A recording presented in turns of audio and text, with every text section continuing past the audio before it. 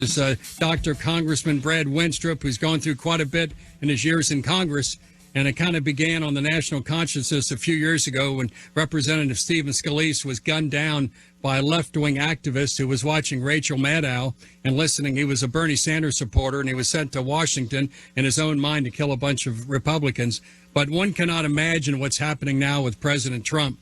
And you've gone through a lot, Congressman. As far as the ability of the FBI and the DOJ to separate Republican from Democrat, in my mind, if Democrats do the same or worse things than Republicans, they get a Texas El Paso. If Republicans don't abide by all the rules and regulations, they get all hell's breaking loose. So can you tell me whether or not you think there's different rules for thee and not for me when it comes to the DOJ and the FBI?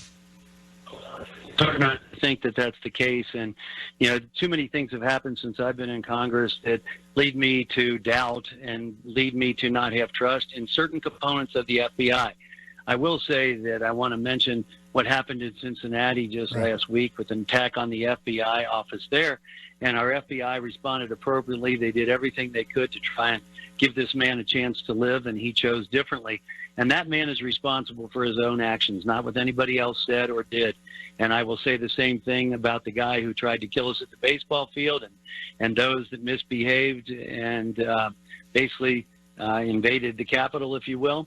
I say the same thing. They're responsible for their own actions. But the situation we're in right now certainly leaves you scratching your head when you see the inconsistencies of what has taken place.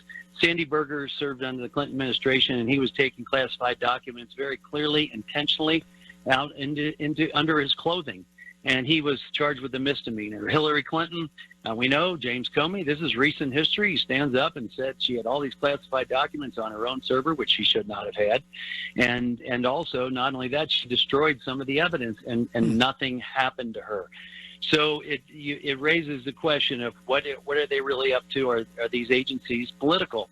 And I can go to the shooting at the baseball field, where this man who tried to kill as many Republicans as he possibly could, he had names of Republicans in his pocket.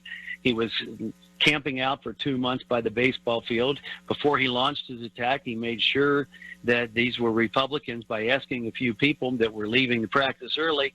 136 rounds were fired that day, and if Capitol Police weren't there undercover with Steve Scalise, he would have killed 20 to 30 members and staff of Congress and changing the balance of power in the House of Representatives, which I consider an insurrection. But keep all that in mind and understand that the FBI, the only agency, the other law enforcement, Alexandria, you know, they called this terrorism, et cetera. The FBI came to us and said that this was just an attempt for suicide by cop.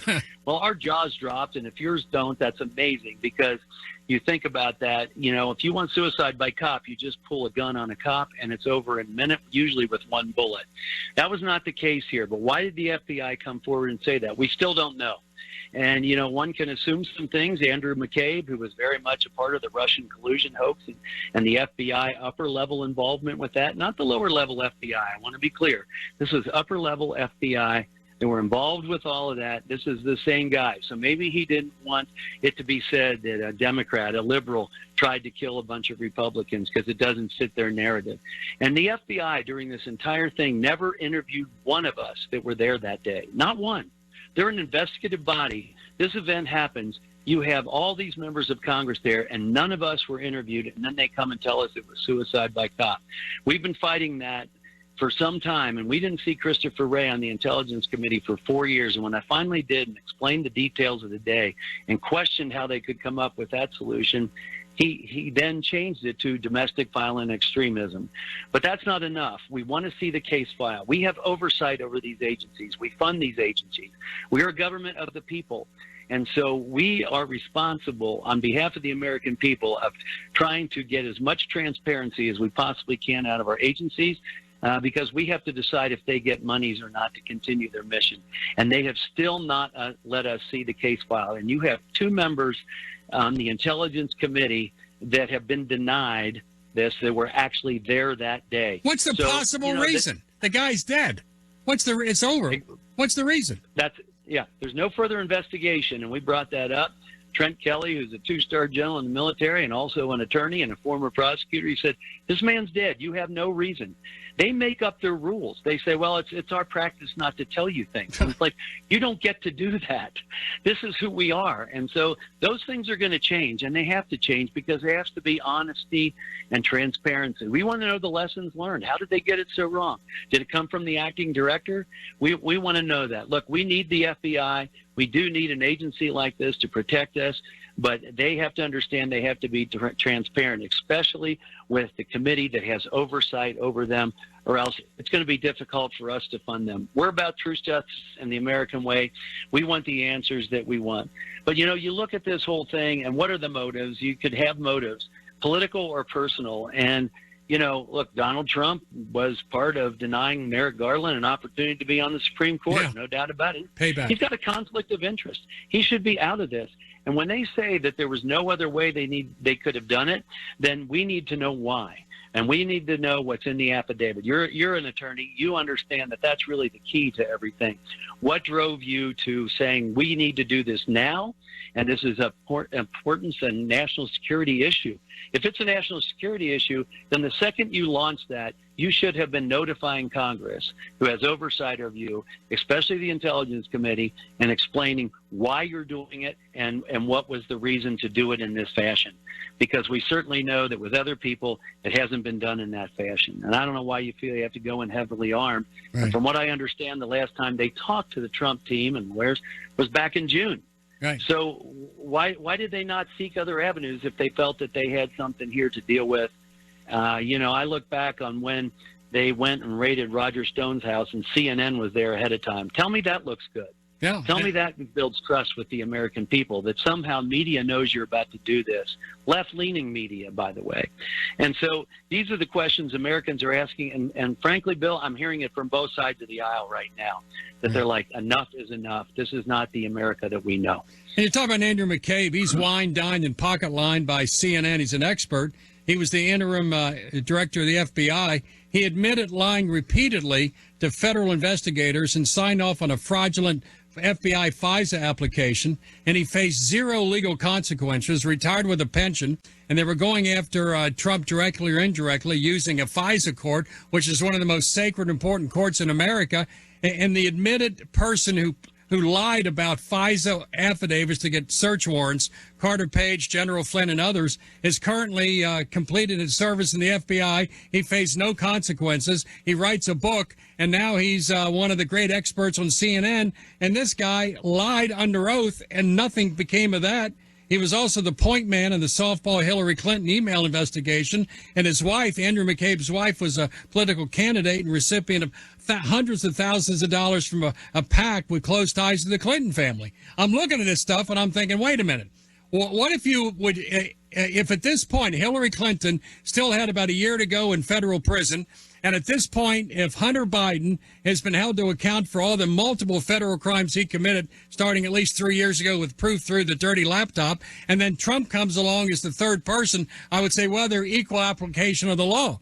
But can you imagine if Trump's Department of Justice sent in 35 agents into the home of Bill and Hillary Clinton to find those classified documents and servers, or went into the bedroom of Michelle Obama? What would happen? Well, the outcry would be tremendous, and people would condemn Donald Trump more than anything else, and it would be an entirely different narrative. And look, I do have this problem with the media. You know, all of a sudden they're saying things are nuclear and this and that he was going to. I said, look, you don't know that, you know. And so what happens, and we saw this during the Russian collusion thing, you get like agency like Fusion GPS paid by Clinton to somehow plant some story in one media outlet, and then it runs throughout them all as though it's a fact. This is what our media does when they politicize themselves. And so I just said, look, be cautious. And as an intelligence committee, we, on the Republican side, we had a press conference last week, and we just said, look, we are about wanting to know who, why, and by whom all these types of things, these decisions were made, and what was the reason for it. And if you have a national security issue, then we should be informed about it. And instead, we're finding out about things through the press, and rumored through the press, if you will. This is not how it's supposed to work in America, and we've gotten way off course, and frankly, they've done it. And again, I'll go back to your field agents in the FBI, and I'm sure that 99% of them are true dedicated patriots, and we love them. And I've called the ones in Cincinnati to let them know that. But these people at the upper level, boy, you know, America talks about term limits. It seems to me that people that rise to that level in these agencies need to be term limited, but instead they're there for life, and they feel that they can rule this country as opposed to the people themselves and the representatives. Congressman Brad Wenstrup of Ohio, you bring up the issue of defunding. I mentioned you off the air that one of the goals of the Democrats is to put about 85,000 well-armed IRS agents all over the country. I don't know where you find 85,000 bookkeepers and accountants, financial analysts ready to go work for the IRS. I think finding those people might be impossible or difficult. They also put out a missive that they want tens of thousands of armed FBI agents willing to take human lives if necessary. I'm thinking, oh, my God, what's happening with that? And I asked you off the air, can this be stopped? The so-called IRA, the Inflation Reduction Act, that even the Democratic senators on the Joint Congressional Committee say is not going to work, but no one, the media ignores that. Assuming Democrats lose power either in the House or the Senate or both in January, and you're in charge, can you stop the funding of 85,000 brand new IRS agents before it gets started? Well, we do control the purse, and that certainly would be the goal with this and so many other issues. 87,000 new agents. That's more than the Pentagon and the State Department and Border Patrol and the FBI combined. And about half of those that'll be the newly audited people. There's about 700,000 that'll be newly audited, and a lot of them make less than 75,000 a year, and even those that make 25,000 can be audited as well. This does not bode well. We need more border security agents. We certainly should have been talking about that. Yeah. But, you know, as they contend that the border's under control, and, you know, we've got people dying of fentanyl left and right, which to me is a weapon of mass destruction in many ways. We've got issues, and this is not the right way to go. They continue to divide America. They continue to spend money that's going to increase inflation. And really, this is not an Inflation Reduction Act. And it's even been pointed out, the CBO and Penn Morton, experts like that, they said the bill will not have a positive effect on inflation. But they sell it, they say it however they want it. It's really inflation expansion. It's going to increase made in China. It's going to drive businesses through the taxation out of the United States, which we halted with the Tax Cuts and Jobs Act. And when we lowered the tax rate, we competed more globally, and we raised more money for the government. The problem is we just keep spending it, and then we spend a lot more that we don't have that's going to affect our future. And this is at a time when inflation is going high. These costs, when you tax somebody, the costs carry over all the way down to the consumer. And if we drive more manufacturing out of the United States, it continues to hurt our supply chain, of which we are so reliant on China, an adversary. This is a problem. But this is the way that they seem to want to go. And, you know, the 2021 American Rescue Plan that was very partisan, $1.9 trillion in spending. At that time, when it was passed, inflation was at 2.6% then. It's now at 9.1%. So keep doing what's already failed. Doesn't make any sense to me, but that's what we're dealing with. And hopefully, Bill, as you mentioned, if we are able, the American people can see through this and give us the opportunity. We've got to take advantage of it and say, we got the purse now, and you can't keep spending it on these things. You may have passed the bill, but you need the funds to be able to do it, and we might be able to take that away.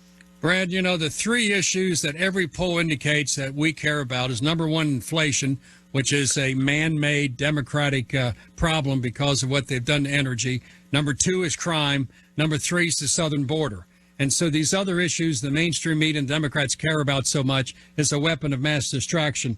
I want to share with you a report from the United Nations Human Rights Office. And not too many people read that, but I ran across this report. The headline is this: the murder rate in major U.S. American cities is higher than the Ukraine civilian death rate in the month of May, June, and July.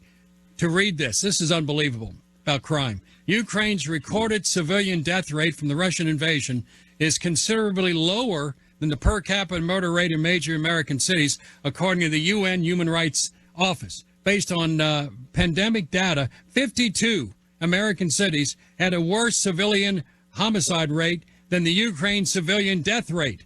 More American cities are deadlier than the Ukraine for civilians. I go into this based on official UN statistics, the Ukraine civilian death rate with the Russian war is 13 per 100,000. By comparison, St. Louis is 3 times that at 39 per 100,000. Baltimore's 38. Chicago is 15 per 100,000. Basically, every urban American city controlled by Democrats have a much higher death rate than Ukraine civilians suffer. What does that tell you?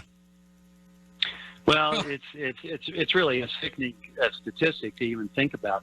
But when law and order doesn't matter to you, and just having political power is what matters most to you, that this is the type of thing that can happen.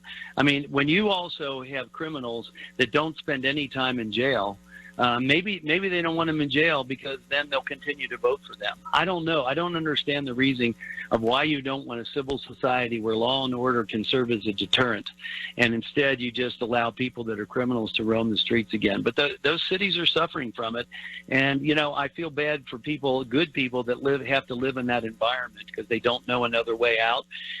But it's Democrat-controlled cities and sanctuary cities and all this. But the irony is, too, when the people coming across the border get bused to D.C. and New York, all of a sudden that's hideous. But it's okay when it's being put upon all the other communities across America. Right. Look, I'm for immigration. We all Sure. came from somewhere else. But we want a legal, orderly process and not one that's run by the cartels out of Mexico, and at the same time not only bringing people in illegally, but also bringing drugs across that are killing so many Americans.